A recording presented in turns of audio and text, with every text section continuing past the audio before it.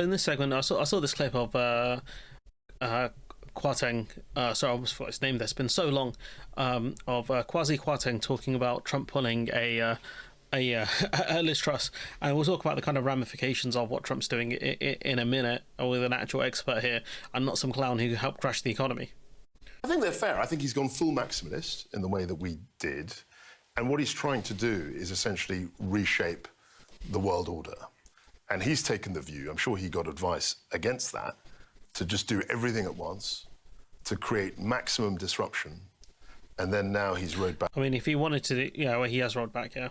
I think you're right to say that the bond market, as was the case in my and Liz Truss's experience, that was the key, because that's going to be pushing up mortgage rates for his base. The issue is that people didn't think he was stupid enough to do the tariffs he was pushing, the ones he said he would do originally. So, he has pulled back on some of them, but the bond market is still unsure of what's going on, and I think that's reflected in, the stock market and things like that.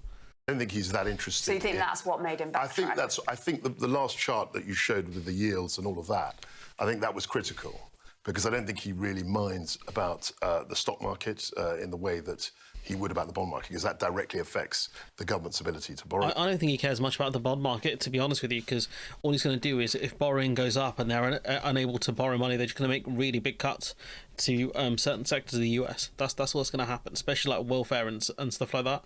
The federal government and also mortgage rates in the US. But let's not do a lap of victory. We still have essentially a trade war with China. The tariff rates on China are 145%. They could go up further. I'm hearing things that, suggest that he could ramp that up. And a full-scale tariff war, trade war between the US and China. Forget about everything else. A war between those two powers on trade will have an adverse effect on the global economy. We are heading towards that reality, though, because both countries have put retaliatory tariffs on each other, and they keep upping the ante, and I don't think China can back down.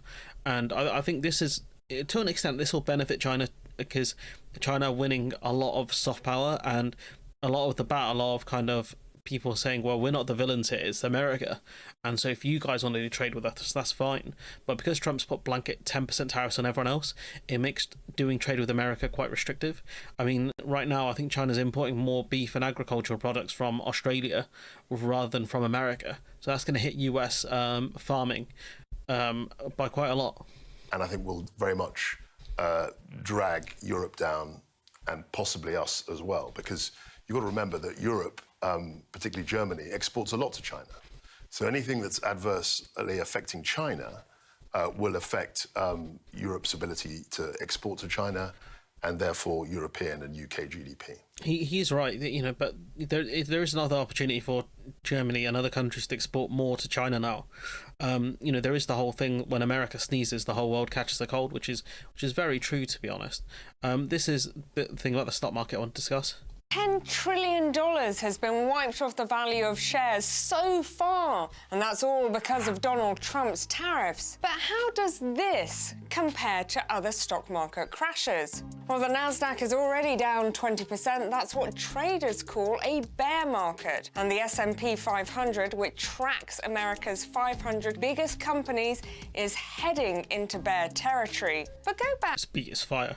Back to 1987, to Black Monday, and shares saw their steepest collapse in a single day. The S&P lost 28% in just 4 days. In 2008, Lehman Brothers was the most famous bank to collapse. It triggered a 57% crash in shares. Now, that is much more severe than the situation today. It was also coupled with a credit crunch. Shares were in freefall for 17 months, and it took 4 years of cash injections from central bankers to get the economy back on track. And then there was COVID. The US market saw their steepest 30-day decline in history. 34% in just 33 days as the world economy shut down. Remember that COVID was a health crisis, Lehman was a systemic failure. What's happening today is being triggered by policy alone, and policy driven by one man, Donald Trump. It is kind of crazy, because that was the point I was going to make, which is when you look at the banking crisis, it was a house of cards that was always going to collapse. With COVID as well, like it was a health crisis. So that was, there was only two ways to really deal with it. One was containment, and the other one was herd immunity, which we kind of fluttered between the two, I guess. But this is all being done by one dude who's running the most powerful country in the world, saying we're just going to blanket tariff people with no actual plan here. Apart from trying to bully countries into giving them easy trade deals, this is wild behavior in my opinion. But he's getting away with it, honestly, because the way the presidency works. There was a book I wanted to read, but it's too complicated to tame a prince. It's a really complex book on the US presidency. We did have an expert actually on US affairs on the Sunday roast a couple of weeks ago. It was really fun interview, to be honest. And this is the problem with the American system. They feared a monarch so much, but they gave their executive so much power that they can do stuff like this, just put tariffs on countries. Like you have a situation where he can get into beef with a country and say, look, we're just going to stick loads of tariffs on you, and then you can deal with that, which is, I think, is something he threatened El Salvador with as well, because of an issue with the deportation they did.